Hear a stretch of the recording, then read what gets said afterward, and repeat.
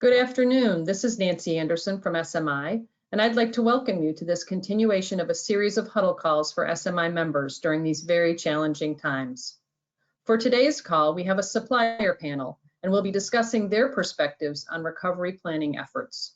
I would like to welcome Kevin McMillen from STERIS, Lara Latham from Stryker, Keith Lohkamp from Workday, and Jim Goodman from Smith Nephew.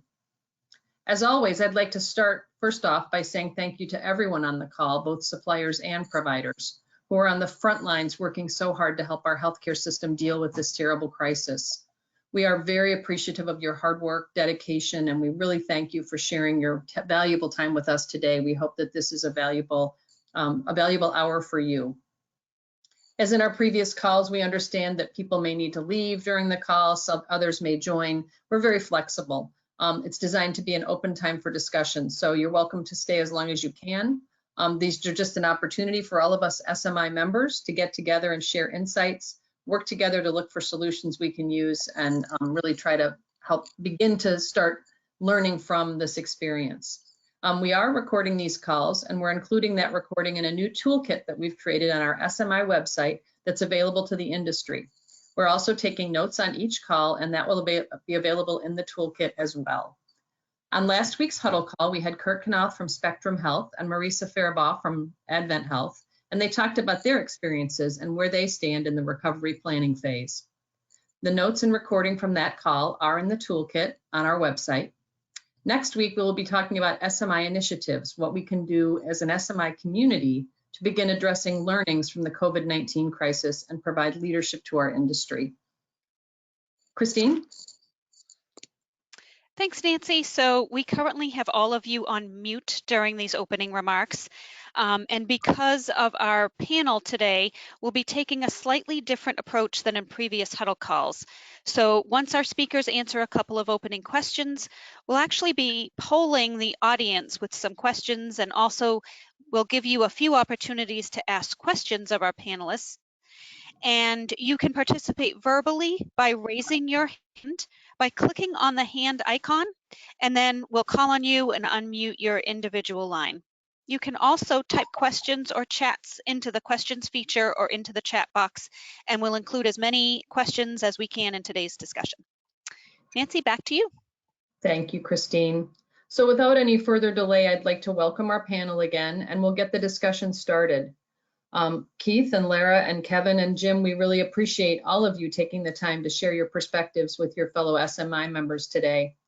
To start, I'd like to ask each of you to give us a little bit of insight about the crisis and how it's affected your company. The crisis has really affected suppliers in very different ways depending upon the segment of the market they serve.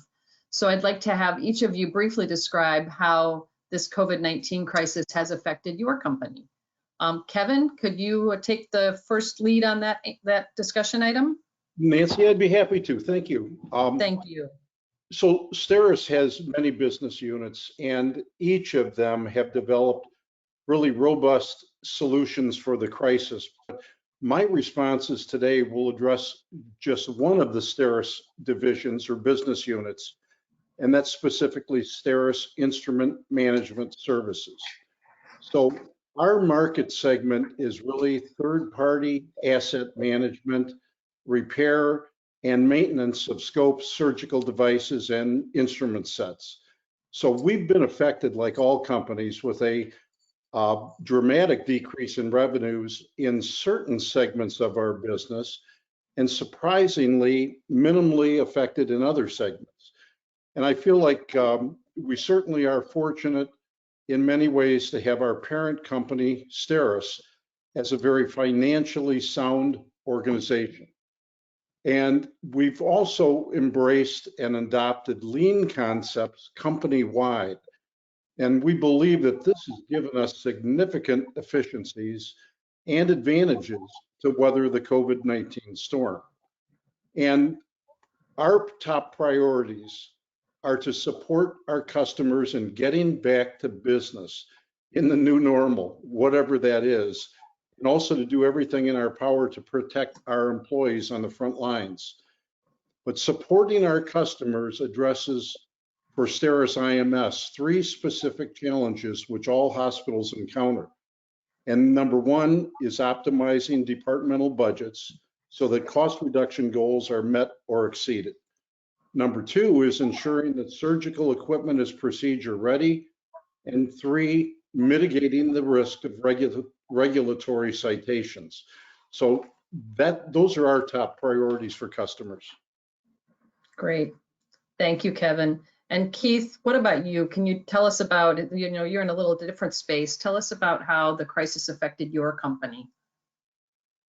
Yeah, it's sort of a different perspective coming from technology. And with Workday, I mean, for us, first it started that our core values really guide us, and our focus was actually initially on our employees. And as a global company headquartered in the San Francisco Bay Area, we started seeing the impact of COVID-19 with our employees first in Asia.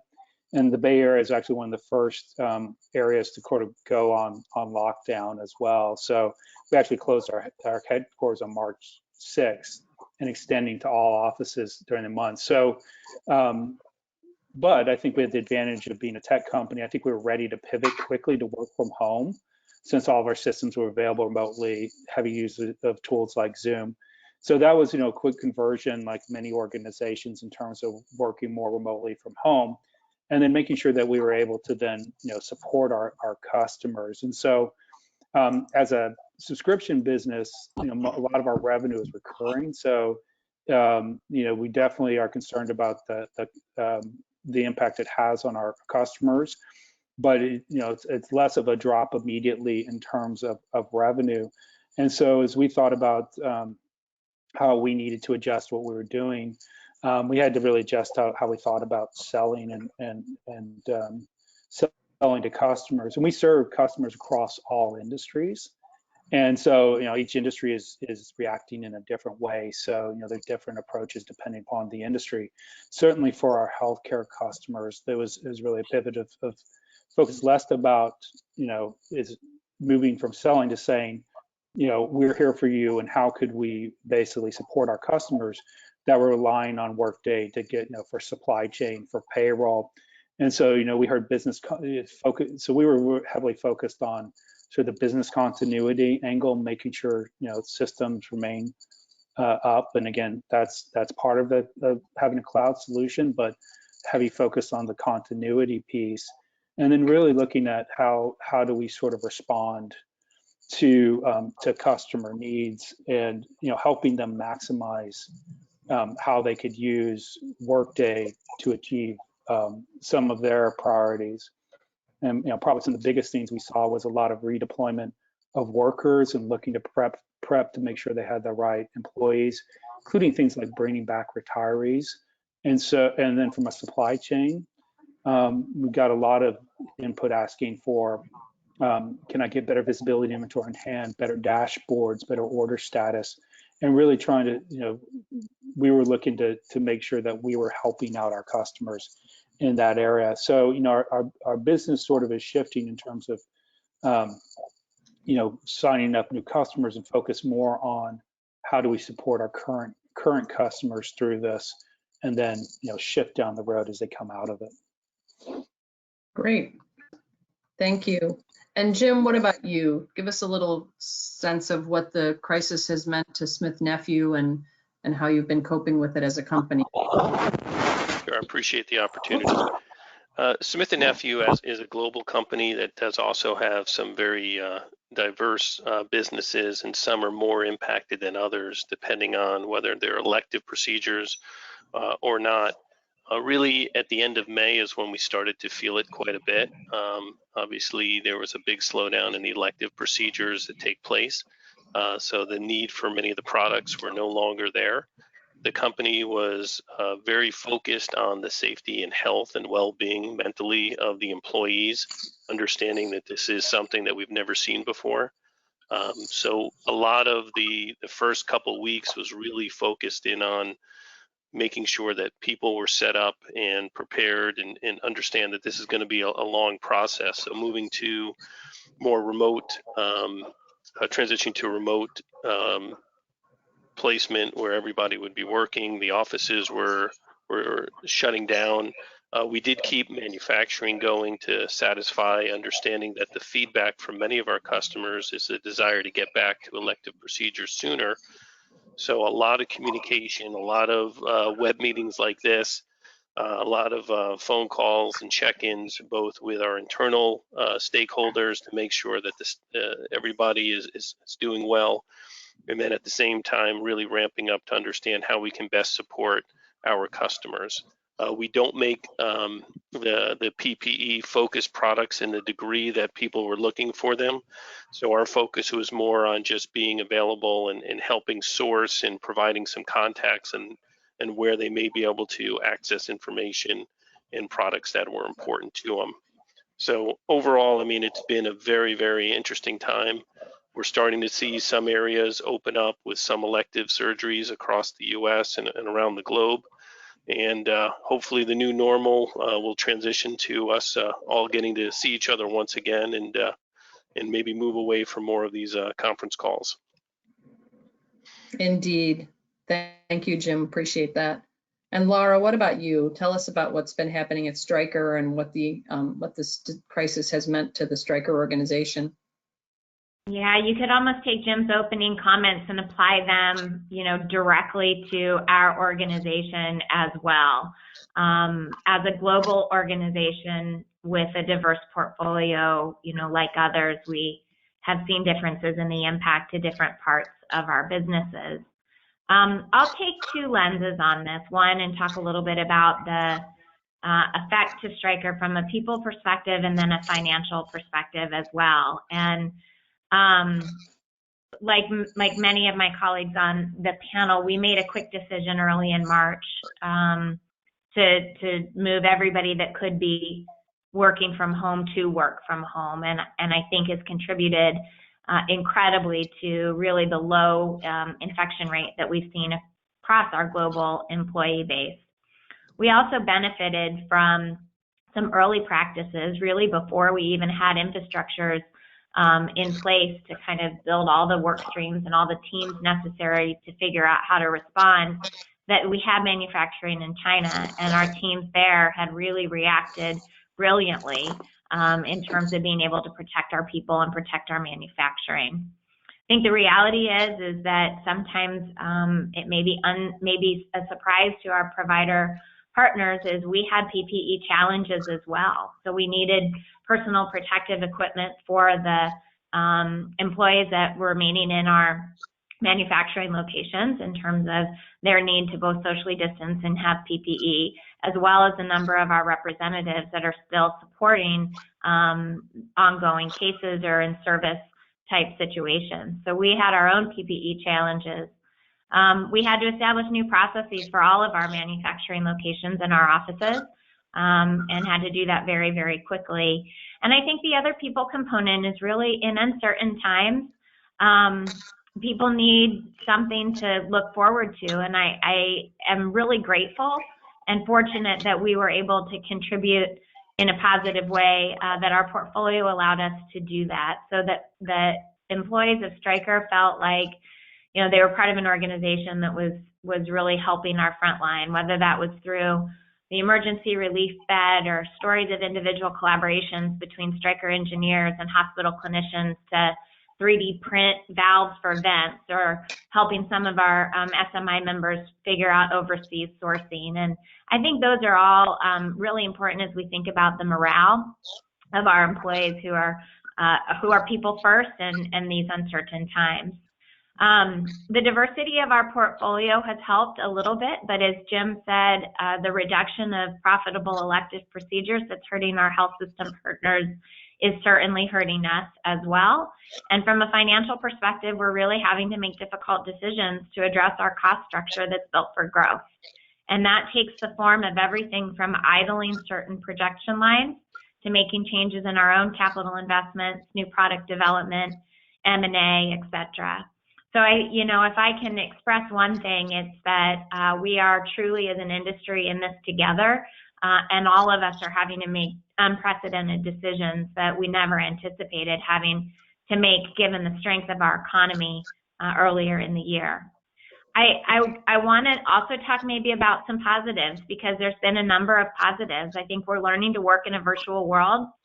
The number of calls I get on, and somebody said, oh, actually our CEO, he said, I did our board meeting yesterday and it was virtual and it went way better than expected. And so I think there's some positives that will come from that that'll be sustainable. For us specifically, we're returning some supply health where we had risk prior to demand. We've made a strategic investment to get those lines healthy. And I think we're challenging some paradigms and some assumptions that will really make us better in the future. So great, thank you. Great comments. I wanted to also ask each of you, because we want to start talking about the recovery phase, which some are further along than others, but I think everyone's starting to think about the idea that someday we'll be recovering and getting past this crisis and into a new normal. Kevin, you had addressed it a little bit, the top priorities that you've got in place relative to the recovery phase. Is there any other comments about what STERIS is doing to sort of prepare for and begin to move into the recovery phase of the crisis? Sure. We do have a full plan in place, obviously. There's been a lot of resources, talent, and people that have come together to really brainstorm, and because this is an unprecedented occurrence for all of us. So we've thrown out some ideas, we've come together with some ideas, but our full plan basically revolves around, we do have our own supply chain. We have in-house precision manufacturing for components. We have operations in multiple redundant locations.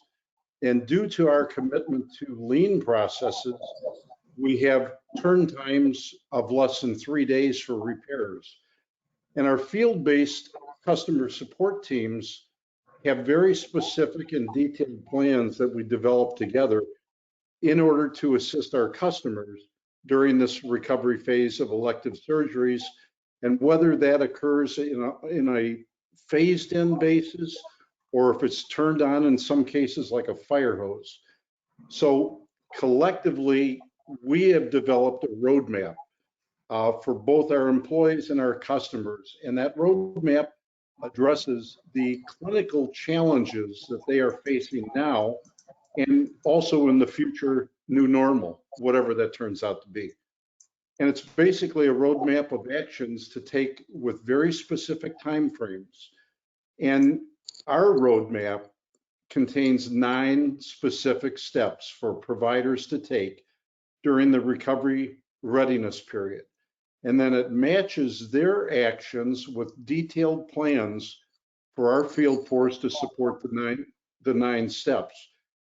I think it's essential that all the companies supporting such a large market certainly have robust and well thought out plans in order to support customers, patients, and employees in the optimum manner, and also to be flexible and fluid, as none of us really know the future direction that this is going to take. Got it. Yep.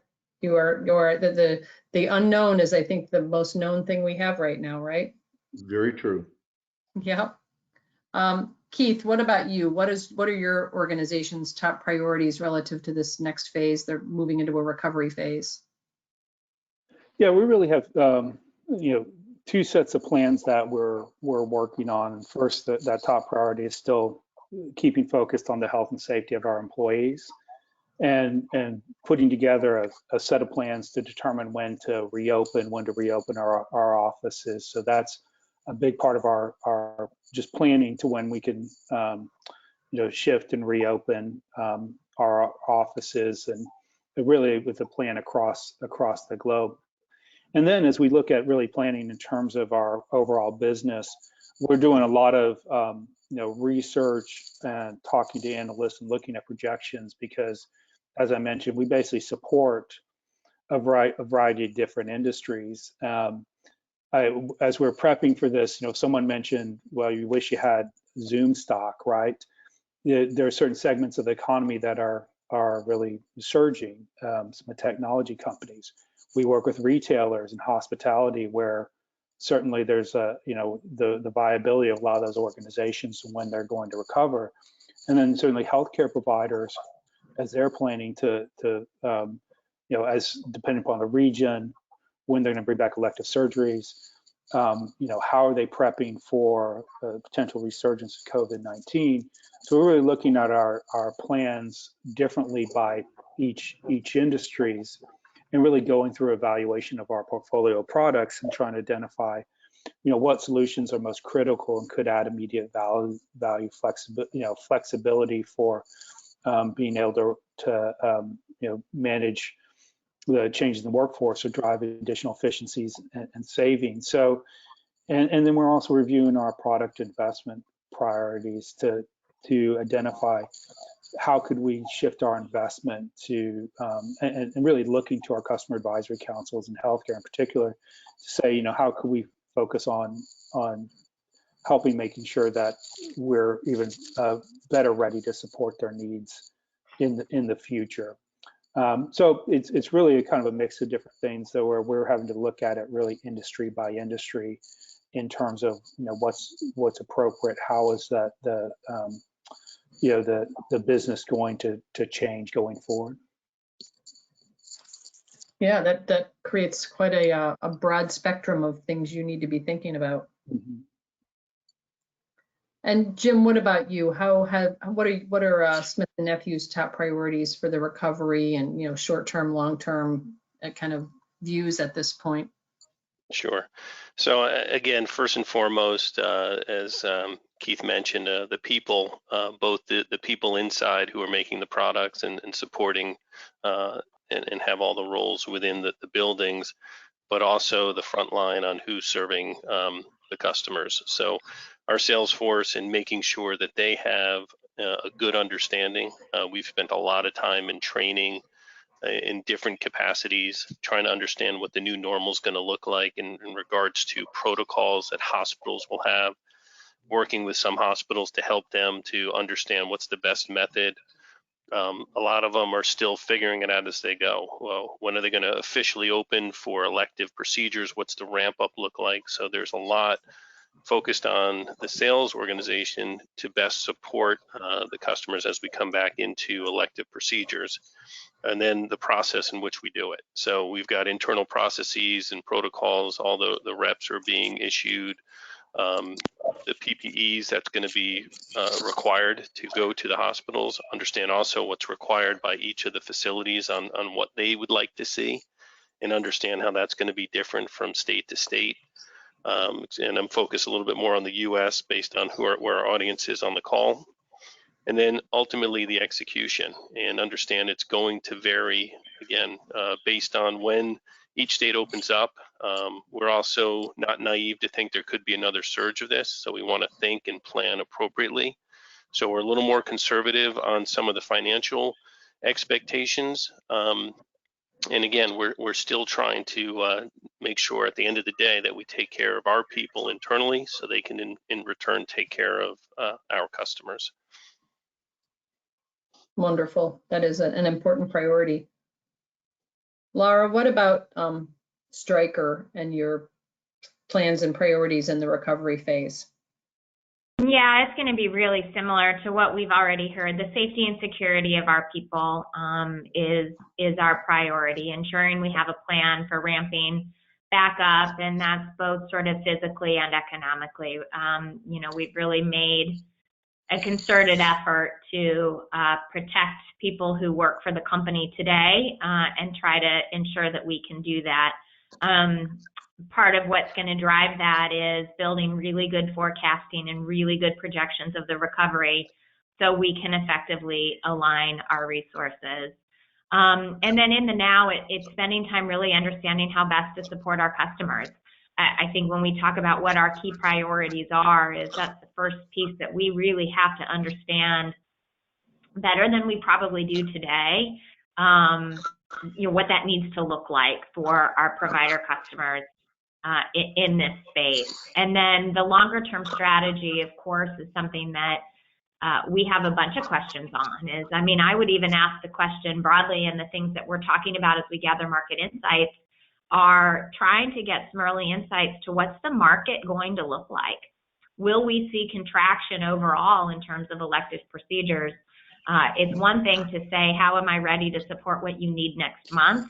And it's another thing that says, what's our longer term view of is the market and the mix going to look really different in the future? And so like everybody else, we have teams focused on the now and those priorities, but at the same time, focusing on our longer term strategy and understanding of the market dynamics. Sounds like an excellent approach. We are going to try something new on our huddle call today, and that is that we would like to use polling to get some audience input. And we'd like to put the first poll up, Christine, if we can, please. And the poll is wanting to understand where your organization, provider or supplier, stands in the recovery planning phase of the crisis, whether you have a full plan in place, are developing a plan, or whether you don't yet have a plan in place. So if you could answer the poll really quickly, and then we'll move on to some more discussion, and we'll also open the lines to questions from our audience today. So please help us with answers to the polls, and then please prepare your questions, because we're open to taking them.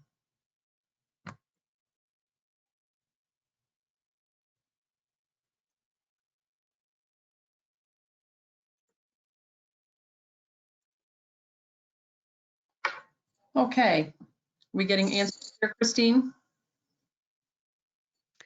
We are, Nancy, and I can share the results. Wonderful. With you.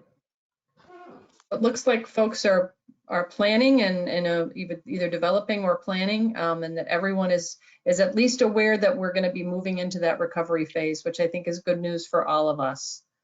Do we have any questions from the audience? I don't see any questions yet, so we'll continue the conversation. Lara, if you can answer a question, what do you think will be the most difficult part of the recovery phase as we move into that, longer term recovery from this crisis?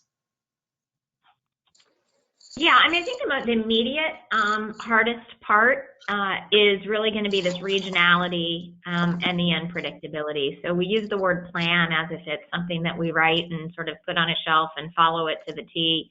I think what we're really discovering is that the dynamic nature of this pandemic is requiring us to have flexibility and fluidity. And then also the regionalized and even down to the specific health system differences is going to be one of our hardest challenges as we plan for that and support. So it's just hard to have a real predictable plan that can be scaled. I think longer term, Nancy, to your question is the hardest part I think is going to be able to get the financial forecasts right. What keeps me and our leaders up at night is if we're going to make decisions based on some of these forecasts, because we don't know, right? It's the first time in a really long time that we haven't been able to use what happened last year to predict what's going to happen this year. And layer in whatever our own individual strategies are to that. It's a whole new world. And because of the impact, particularly those of us with a significant impact financially with electives, we may make, and no different than our providers, who have made decisions to furlough or lay off people, only to then, need those people back in order to support things. And so I think we have the same concerns about making the right decisions, both for the short term and the long term, and how significant of an impact that could have on individual employees. Yes, that is absolutely true. I believe we have a question. Christine, did you have someone you wanted to call on, or is there a question to read? Yeah, we have a question submitted in the questions feature, Nancy, and it's, will you be able to support providers who will want to do surgeries in the evening and or on the weekends? Lara, I think that's relevant to you and a few of the others, but why don't you take that first? Yeah, it's probably relevant to Jim and I both. The answer is absolutely. Yeah. Absolutely. We will be there whenever you need us. We're going to talk about it a little bit later, maybe, but I do think one of the things just on that topic is that the more insight we have to that being your plan, and this actually impacts Kevin's business too, to some extent, because there will be a trade demand, and there will be, you know, people are one thing. Our people will work forever. That's just how they roll. I'm not worried about the case coverage and the support of our people, but your organization may be stocked to do 6 or 8 cases a day with a, you know, particular turnover in SPD. And so if there is a plan to run longer days and to run weekends, we just need to really work together, and there needs to be good transparency on that, just to make sure that, you know, we're matching inventory, that SPD is ready to turn things as quickly as possible, et cetera. So Jim may have more color on that, but I think that's going to be really critical, but we'll be there. Yeah, no, I would echo everything, and with a real strong emphasis on communication. I mean, we're here to help, and I know that there's a lot of priorities that are not necessarily the same as what some of the manufacturers have, depending on the timing. But the sooner you can have those calls, and in some situations we're having regular check-ins with some of our customers who've requested it, to make sure that we are prepared. So by having good communication, the more you let us know, the better prepared we'll be there to support you. And again, it's the people is one thing, and then the products, and making sure the products are available is something else. So we definitely have the sales force who wants to work and make up for the lost time. But we want to make sure that everybody communicates so that they can best support you in every way that you need. Excellent. Kevin or Keith, anything to add to that? Yeah, this is Kevin, and I just totally, I'm aligned with Laura and Jim's comments. And we routinely, due to the nature of our business, we routinely work weekends, evenings, and our people are ready to jump in and at a moment's notice. An example would be hospitals oftentimes have extremely heavy caseloads for orthopedics, neuro, and spine. And so many times the equipment and the instrument trays that they use for those procedures, they just keep churning them.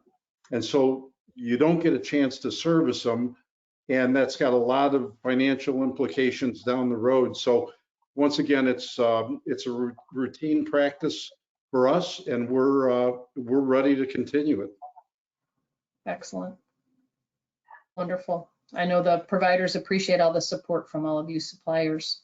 Keith, anything else? It's not really quite in your wheelhouse, right, but anything else to share on that question? Well, I guess it's sort of tangential in that, we're also trying to reaching out and hopefully communicating effectively through our customer success management team with our customers, because I think this example of now thinking about we're moving to surgeries at night and the weekends, there's a lot of impact in terms of the staff and burnouts. And so, what we're trying to listen to is and provide guidance and how to is how do you maybe use your HR system, engagement capabilities to better kind of reach out and look for that burnout and continue to engage that staff as well. So I think that's where we think about how we might be able to impact that delivery care and look to perhaps support our customers there, even though we're not directly providing supplies or implants or things like that. But I think that starts becoming a big concern for healthcare providers is making sure that the staff doesn't get burned out, and making sure that they're doing what they can to help mitigate that. Excellent. Christine, it looks like maybe we have another question. We do, Nancy. Actually, Dee would like to ask a question. Wonderful. Dee, do you have a question? Yeah, can you hear me? We can. We can. Hi, everybody. So I typed this in as well, but as we talk about the need for effective communication and not social distancing, but keeping socially connected.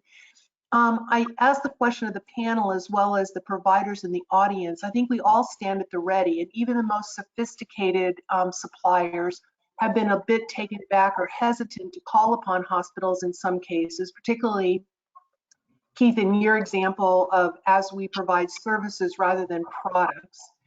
How have you seen the receptivity of organizations in meeting or communicating effectively with you as suppliers, and how can we better do that from a provider's perspective? Who wants to take that one first? Jim, you want to jump in? Yeah, sure.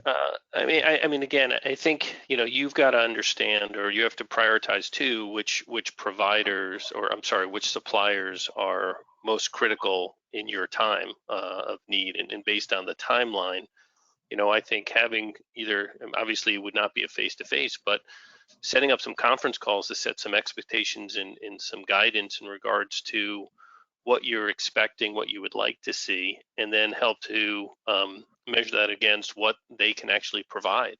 So I think this is a time where you want to keep options open.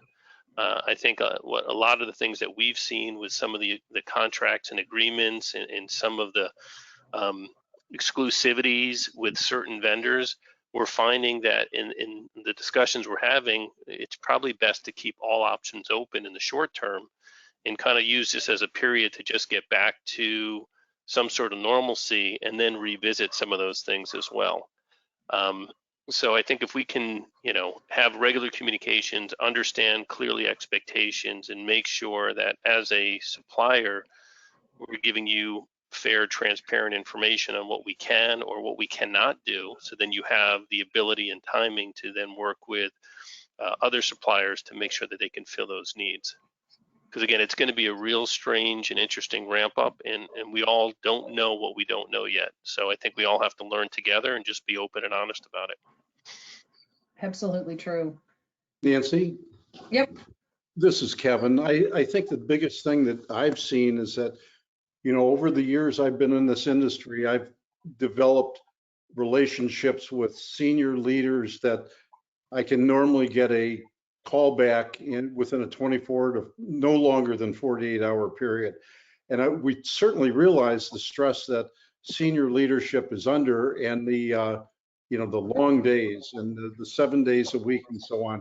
But it's been really difficult to get communication started. So I think if senior leaders would provide a conduit to us as suppliers as to who we should be communicating with to share our ideas and solutions, I think that would be a really good step forward. Excellent. We'll make sure that Keith, too, Kevin. Go ahead, Keith. I'll weigh in because I think he does a great illustration. There's a lot of kind of concern about, is it an appropriate time to reach out to healthcare provider organizations, and we definitely felt very hesitant, recognizing that our healthcare customers were really focused on preparing their responses for COVID-19, and so we kind of looked to split apart how we communicated with our customers, with taking advantage of having, we have a customer success manager, our services team, to be able to make that outreach and see how people were doing and ask them what they needed, and really kind of pivoting how we're communicating. And then really on the sales side, almost just saying, we know you're busy, we're here for you, and trying to just back off on communications. But it's very hard to figure out what is appropriate, almost not wanting to bother folks as well. And we're seeing it where people seem to be coming up for air and having more time, but it was a real concern for our teams to make sure that we were communicating enough to make sure we were hearing what the customers needed, but not so much to feel like we were interrupting their day. And so I think it's challenging. It's going to challenge us going forward as well to understand what's that appropriate level of communication. What are the appropriate things to be focused on? And that's really part of planning for that recovery is getting that balance right as well. Definitely. Yeah, it's a challenge. Nancy, I'll only add one more thing, and Dee, it's just a fabulous question. And I think one of the things that I just would share is there are a few SMI members who have done conference calls, who have said, look, this is where we're at as we think about, returning to elective procedures, or that have really tried to communicate proactively with the supplier community, even if there are unknowns. And I think part of this process is just we've got to give each other grace, that we may tell each other something today, and then guess what? Something is going to change, and tomorrow it's going to need to look different. And so, Kevin's point around access really matters, and it's that balance between respecting the priorities of the organization. But one of those best practices really has been, hosting these conference calls that are informational for suppliers. And I've seen a couple of groups do it by service line. So it's made a lot of sense where you've had kind of your orthopedic suppliers on a call together, and then maybe your cardiology suppliers on a call together, because your plan is going to feel different for each of those, and that's really been meaningful. So I think it's a really important part of how we come back together. That does seem like a good way to get a lot of information out quickly to a broad audience. Excellent. Christine, we have another question.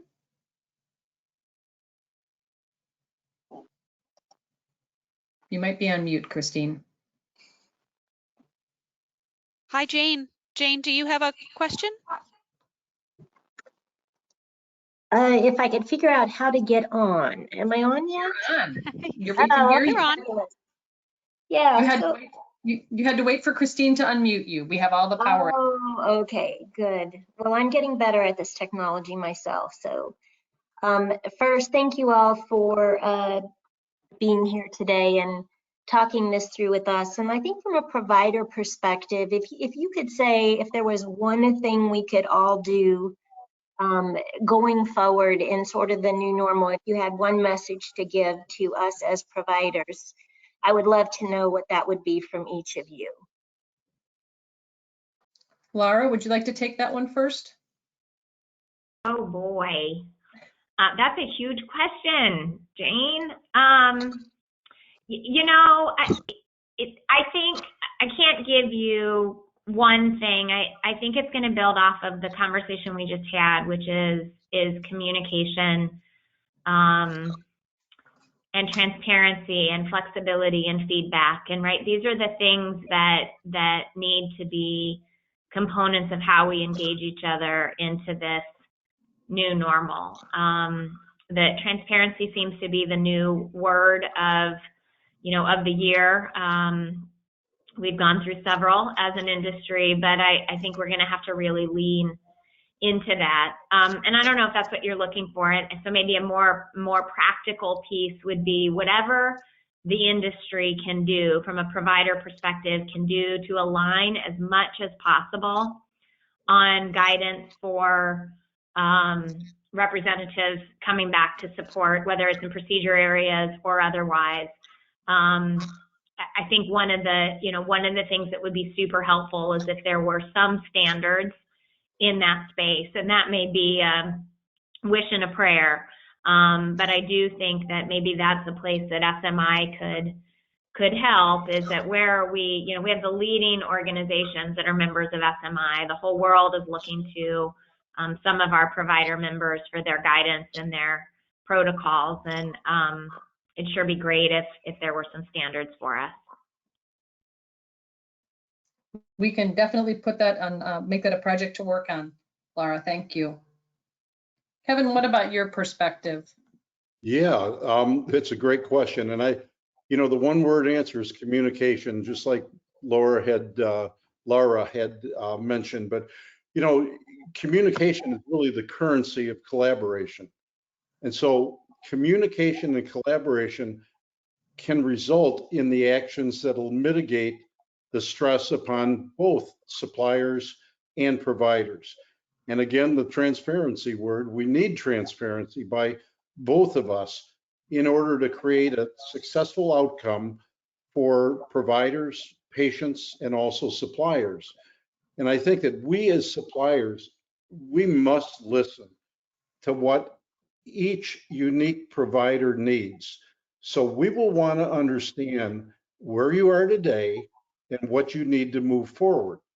So if we have a clear understanding of your specific goals, we can then step back and apply our solutions to help you attain the outcomes that you desire. And the supplier community has an immense base of knowledge on how they can help providers. That's basically our business. None of us are in business if we can't create a positive outcome for our customers. But understanding your goals and then developing both practical and proven solutions is what all suppliers strive to accomplish. And I think we're going to want to ask you questions to make sure that you have thought of everything as you move to the new normal, because none of us know exactly what that is, but we do know that by collaborating, we can help each other. And I think one last thing we'd want to know is, what have the providers learned about their organizations during these times, both good and not so good, as I think that'll help be a guide for us to get everybody back on track. Excellent. Hope that makes sense. It does. It does. Keith, any thoughts from your perspective? Yeah, I think Kevin hit on a lot of great points in terms of collaborating with us to help us understand the outcomes you're looking to achieve. I think when it comes to technology investments, there'll be a lot more scrutiny in terms of that outlay to spend on technology, unless it's tied to the organization's objectives and ROI as well. So just to really understand what you're trying to accomplish, so that we could work together to figure out how a solution might be, we might be able to come up with that solution that's going to achieve that ROI and make sense to take precious capital and invest that in technology. Excellent. Jim, what about your thoughts? I think everybody's touched upon it. I was going to take a slightly lighter approach in saying if somebody could share a good margarita recipe. I think I've tried all of them during this stay-at-home process, but I think communication is always going to be the answer to most of these, and the more the better during this, because we don't know what we don't know. We all have plans. We all are willing and able to help in every way we can. But I think it goes both ways. We can make recommendations, but we need to understand what's needed and when it's needed. And I think Lara, communicated it well, where what we know today may change tomorrow. There could be another surge. There could be a change in operations and in product supply. So we need to just be open to understanding that the only constant is change, and the communication needs to be ongoing. That is absolutely true. I did notice in our section, we've got a comment from Rhett Suri of the Vendor Credentialing Group that the ANSI Standards Group will be reconvening that standards group per the discussion before. And so know that there is a group already working on some standards for how suppliers need to be credentialed to re-enter under the new normal. So that work is going on, and SMI will be joining Rhett in that work as well. So that's an answer to a previous question, but I wanted to share that information. Christine, do we have other questions from the audience? Maybe time for one more. We do. We have a question about PPE and also a question about standardization. So let me ask the PPE one first. There have been a number of small local companies that have popped up to provide PPE and other needed products. Are you seeing competitors in your service lines that you didn't see 6 months ago? And is that impacting your strategic planning? Keith, why don't we start with you? I don't know that you've started very many questions, so if you want to start with an answer to that question, that would be great.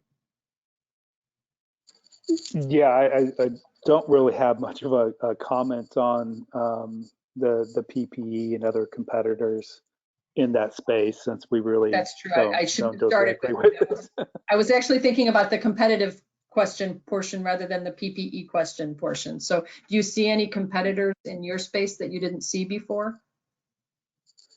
You know, not really. We are, though. I think what has actually been great is I think there are a lot of different organizations and technology companies have stepped up to invest to try to provide solutions, whether it's looking for ways to match up needed PPE across the country. So I think it's not so much the competitors, but a lot of innovation happening and people trying out new things, and technology companies stepping up to do that and innovate quickly with their customers or with the government. So I wouldn't say it's new competitors, but I think we're seeing new innovation come out of this, and new kind of partnerships that are starting up because of it. Yeah, the innovation has been remarkable. I think it's an amazing set of stories out of this crisis. Lara, what about you? Are you guys seeing any new competitors emerging or different kinds of competitive landscapes as a result of the crisis? Yeah, well, let me take the PPE part of it, and then I can think a little bit about the new competitors. I mean, maybe I'll work it backwards. I think from a new competitor perspective, as it relates really to our portfolio, no. Partially just because the cost of entry is high. In fact, what we're seeing is a lot of questions about the sustainability of smaller providers in this space. So, the smaller companies, the smaller technology companies that don't have the backing of a larger organization may not be able to weather this elective turndown. So I think we are watching that carefully to see what that looks like in terms of sustainability for some of the smaller companies already. As it relates to PPE, Stryker leaned in actually and started providing some of our sterile products non-sterile in an effort to try to supplement the shortage of PPE. And I think, really did that from a Good Samaritan perspective, certainly not from a profit driver. And, we don't intend to sustain that going forward.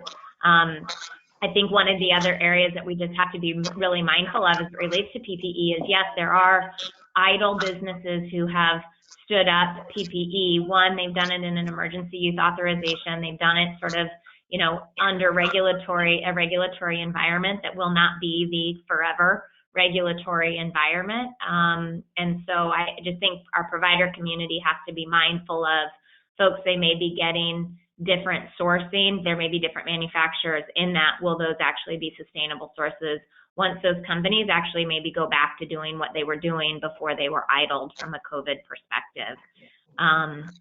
So I would echo all the innovation. I mean, I think all of our companies are doing it. We're thinking differently than we had before. And some of the folks that are standing up PPE, I think will sustain, but the majority of people are doing it because it's a community contribution, at least those that are more regionalized. That's been our experience in Michigan anyway. Thank you very much. Kevin, what about STERIS? Again, maybe not on the PPE side, but are you seeing any new competitors emerging, a change in the competitive landscape as a result of this crisis? Oh, Kevin might be muted, Christine. Okay. All right. Sorry about that. We are not seeing any new competitors in our service space that we occupy. In fact, if anything, we're seeing, some contractions of smaller service providers. And on the PPE side, mean, the only, we have two issues. I mean, certainly obtaining enough PPE for our employees, to keep them safe. And then we did also get a UA, what is it, authorized, I can't remember the term, and Laura, I think you used it too, but it's an emergency utilization authorization for our vPro units, which enable hospitals to reprocess the N95 masks up to 10 times. So that's really the only, and some of the other STERIS business units would probably have a different perspective on the PPE, but from the STERIS IMS perspective, that's it from our side. Thank you. And Jim, what about you from a competitive landscape perspective? Yeah, I don't think there's been a lot of new entries specifically in the orthopedics, trauma, wound areas. However, I do believe that there are some smaller organizations that are starting up that may not be able to weather the storm. So there may be some small and medium-sized organizations that may not have had the infrastructure or the diversification of their portfolio, where I think post-COVID, we're going to see a consolidation of a lot of the suppliers. And, you know, I also, you know, interested to understand the perspective from some of the providers where, you know, some have been, you know, having, you know, some real successes and some big investments, and what does that do for them moving forward as well. And, you know, I'm sure there'll be some more consolidations or integrations post-COVID, and I'd be interested to understand from them what they're thinking is going to happen in their space as well. Yeah, and that's not to turn it into an advertisement for SMI, but here I am. We hope to talk about those kinds of topics a lot in some of our upcoming discussions during our SMI Presents Vision 2020 series, which starts a week from Tuesday. We do have about 5 general sessions for the members that are open to members plus their guests. But then with only our SMI members, we've got a number of discussion opportunities where we're going to be talking about sort of the lessons learned and what we can all do together to weather this storm and come out stronger on the other side. So we're looking forward to having all of our SMI members participating in our program starting May 19th. So thank you for giving me that little opening, Jim. I appreciate it. On cue, absolutely. And we didn't even practice it. We've only got a couple of minutes left, and I know we didn't get to everything we wanted to talk about, but we get such great questions from the audience today, and that's really where we like to spend our time with these huddle calls.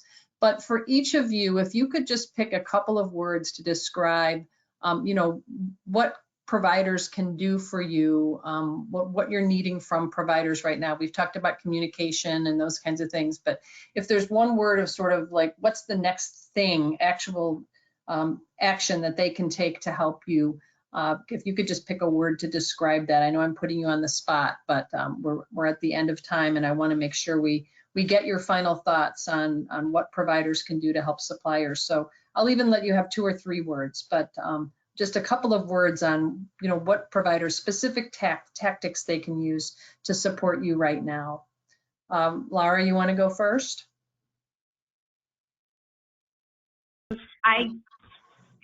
I think maybe I gave mine. I gave mine earlier. I'll use one, and it's really, really loaded. But I will say trust. Trust that we are in this with you. Trust that our incentives here are aligned to help you get back up and get running. Trust that we need you to figure this out. And I think trust that you need us too. I continue to hear rhetoric about, oh, my hospital's finally free of reps. And, you know, and then we get a question that says, are you going to be there to support us on weekends and nights? And so let's just, that would go a long way. So I'll stop there. Excellent, thank you. Kevin, what about you? A word or 2 about what providers can best do for you in the immediate term. Oh, is Kevin muted, Christine?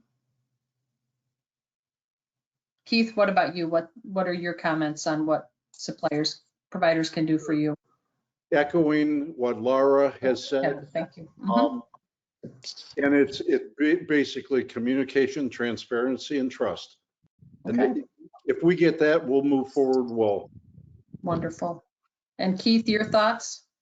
You know, those are all great words. I would just add collaboration, because I think it is, you know, working together to really find what's going to add the most value to you. And Jim, any last words for the I would say endurance. I mean, I think these guys covered all the words I was thinking of, but you know, this is a new normal, and it's going to be a long road for all of us. So I think we just need to pace ourselves and use all of the wisdom that the panel has provided, and I think we'll all be better at the end. And you are 100% correct, Jim. We have a tremendous amount of wisdom from this esteemed panel today, and we really appreciate you all participating with us. We're 1 minute past our time, and I want to make sure we let everyone get back to their other important work. But we really appreciate the fabulous panel joining us today, and all the comments and questions from the audience. And we'll look forward to talking to all of you on our huddle call next Thursday again. Thank you very much, everyone. Thank you. Thank you. Thanks, Nancy.